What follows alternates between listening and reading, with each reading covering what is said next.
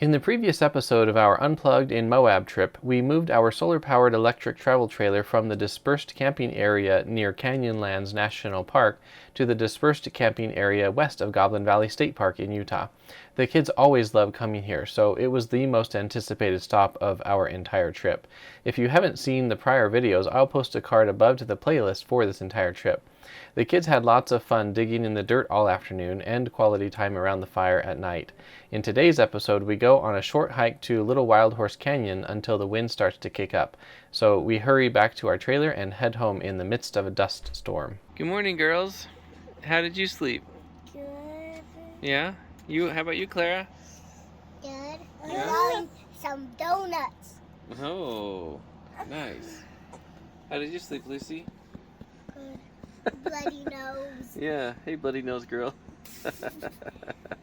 As a quick systems update, the mini split here is keeping us real nice and warm. Looking at the thermometer, it's 70 degrees inside and 48 degrees outside. And the sun is just starting to come up. So that's the view, which is spectacular. And then coming over here, the battery of the trailer is at 51%. And right now, the mini split you can see is pulling heavily at 1700 watts. It's pulling the temperature up, and I have it on powerful mode. And we're almost 8 o'clock in the morning.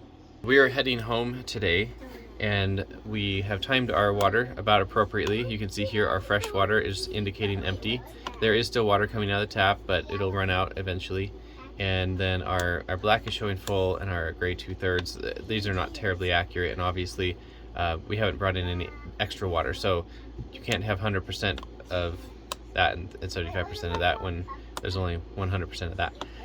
In any case, we've gone as much as 5 days before conserving water, and right now we've gone 4 days because today's Saturday and we filled up on Tuesday and we got 45 gallons of fresh water. So, and like I said, there's still water coming out of the tap, so we're not actually out yet. I did a little experiment to see how close Starlink can be to the trailer and not get interference, and as you can see on the screen, it is getting a little bit of interference from the top corner of the slide out. So I'm just going to bring it out from the trailer a couple of feet and then it'll be better. But for what it's worth, it's actually been working pretty flawlessly. We haven't noticed any major problems, but it is getting interference being this close, just periodic interference. The sun has not yet reached our trailer, and coming over here to our control panel, we're at 39% on the battery and we're just barely getting 94 watts of solar. And looking at the time, it is 9:43 a.m. Hey girls, where are we going this morning? Little Wild Horse Canyon. That's right. We went there last time we were here, and we're gonna go check it again because they don't remember going to it. Well, we've started the hike, and this parking lot is completely full and it's starting to overflow onto the street parking back there behind me. We're here at 10 a.m., so definitely get here earlier if it's a popular day, which today is actually kind of just a normal ho-hum day. Are you excited, girls? All right, let's do this.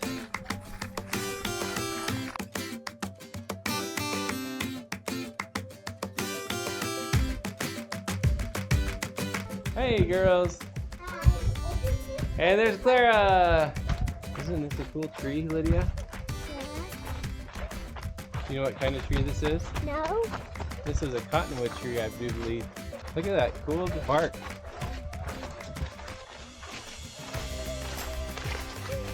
So ancient and wise looking. Yeah.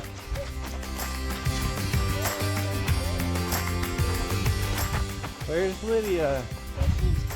There she is. Oh, there she is. Where? Oh, I couldn't see you. Right here. Wow.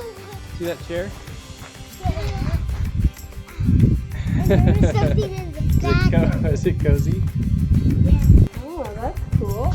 Oh, and they also have people. Yeah. See? Oh, look, here's your couch. Oh, yeah, this is my couch. This is the couch. Here's the entrance to Little Wild Horse Canyon.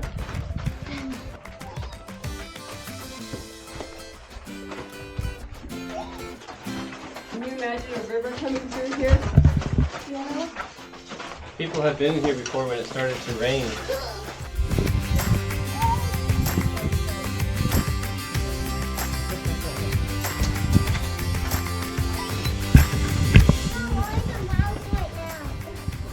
hurt, Mouse? Just be careful, little mouse. Yeah, it's pretty, huh? And I like up there. Yeah, the lines in the rock. I'm on a surfing. Lucy, look, I'm on the surfing board. Don't fall off. Little Wild Horse Canyon can be hiked in combination with Bell Canyon, and it creates a round-trip loop that is 8.1 miles long. We obviously didn't attempt the entire loop, and instead we went up and back on the Little Wild Horse Canyon side. We went through all of the slot portion of the canyon, so I estimate we hiked 2 miles before turning around.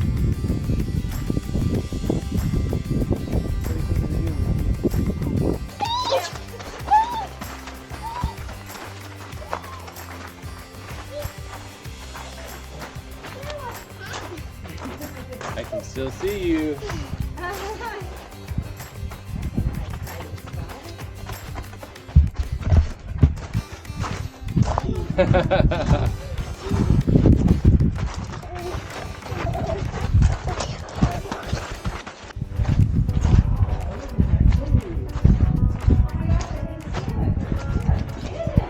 Look at that cave. You guys gonna sleep here tonight? Yeah. Stay out of the rain? Yes. And the snow.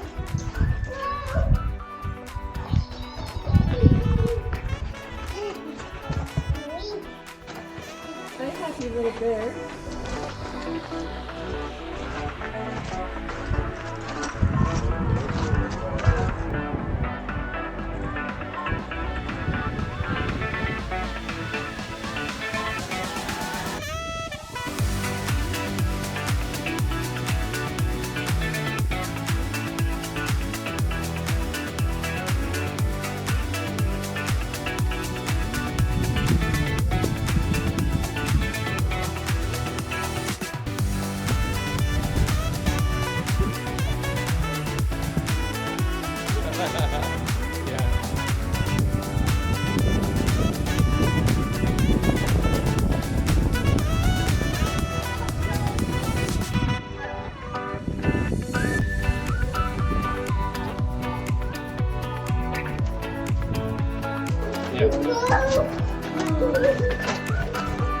Look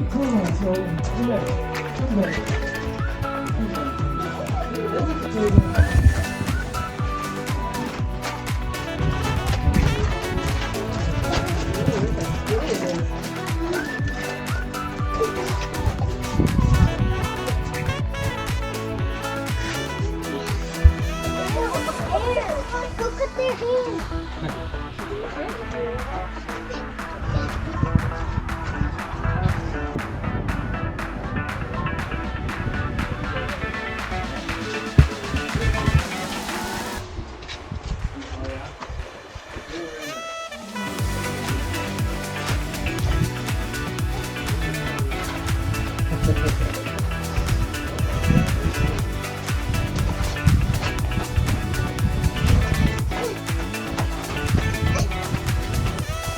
That.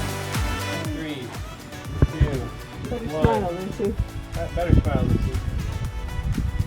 The canyon never got too narrow for James's baby carrier, but it was close in places. This is where we decided to turn around because the wind was getting stronger in some places and was kicking up a lot of dust into our eyes, and the weather forecast was that the wind would just keep getting stronger, which it did.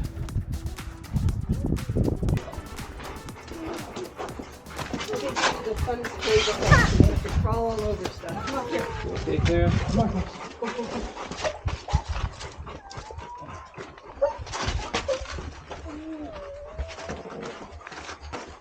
You okay, Clara?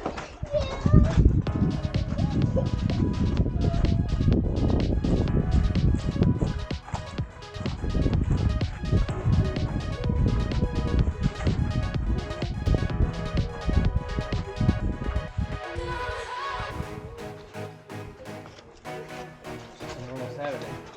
Because it is October, so it's not hot. Yeah. It's like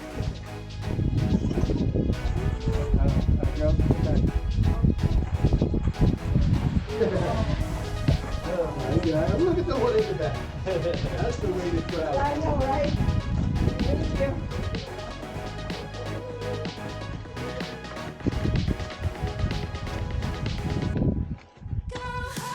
Girls, what do you think of Little Wild Horse Canyon? I love it. Yeah. Tons of fun, huh? Really windy. I'm glad we're not trying to do this whole hike in one day, like a lot of these other people probably are. Because in those slots, it's going to be a really strong wind. Just coming out of there, our eyes are already really rainy. Yay, girls, you made it! We had so much fun! The drive back to our trailer was a short 5-minute or 2.1 mile drive where we then packed up camp to head home. We just got back from the hike to Little Wild Horse Canyon and the wind has kicked up dramatically, which we knew would be happening today. And you can see out across the desert here, there's, as you saw in the video yesterday, the dirt here is inches deep. So this wind is kicking it up and it's just blowing some here. Luckily right here, we're on the leeward side of this wall, so the wind is not too bad where we are, but you can definitely see the dust out across the valley. So we're going to get everything packed up right now, and then we're going to get on the road and head home. The batteries are now at 47%, and we're getting almost 2,000 watts of solar, which is fantastic for this time of year. I'm not really sure why it's so bright, other than there's a lot of dust in the air, and sometimes weird things happen like that. It's almost noon, it's 11:39 a.m. right now. So like I said, it's really windy.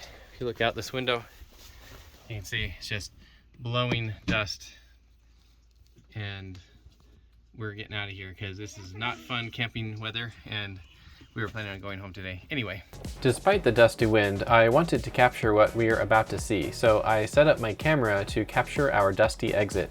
Jessica and the kids hunkered down in the trailer until it was time to transfer to the truck. Then we took off.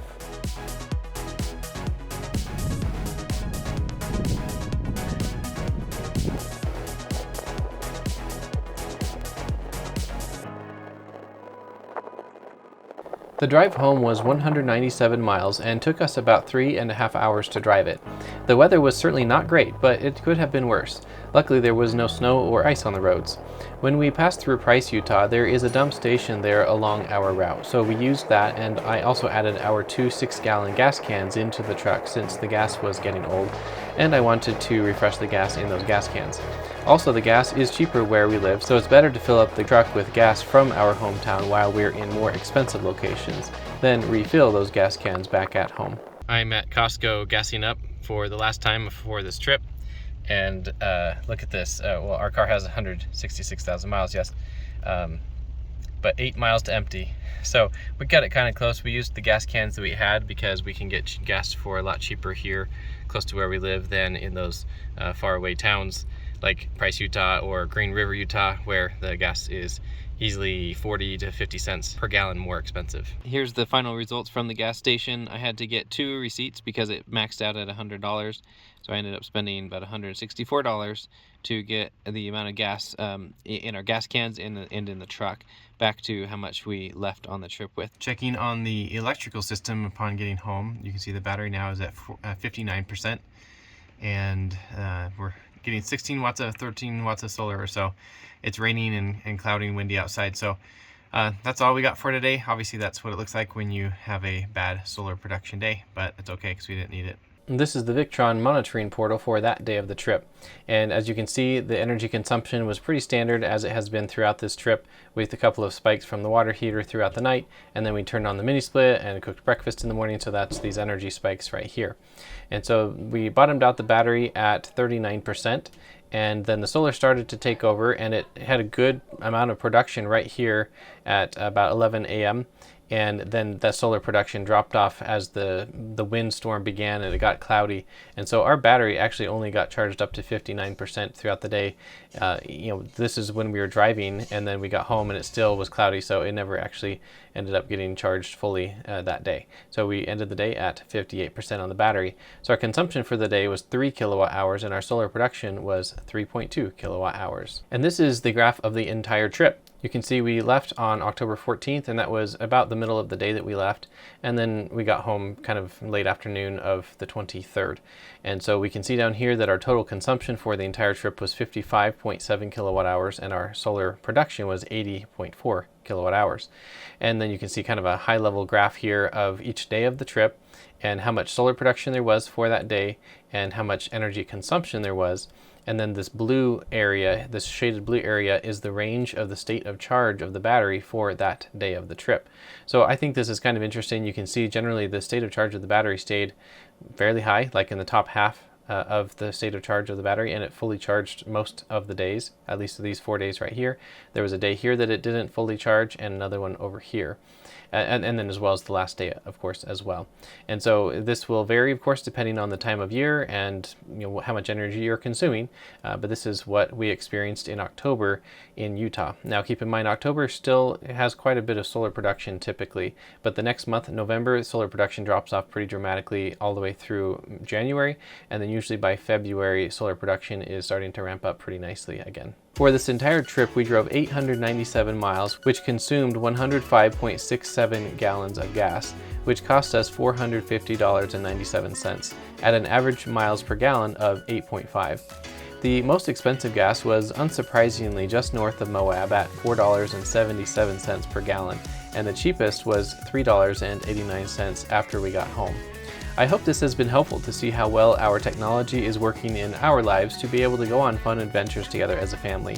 We have many more fun adventures coming, which we will publish as soon as I can get them edited.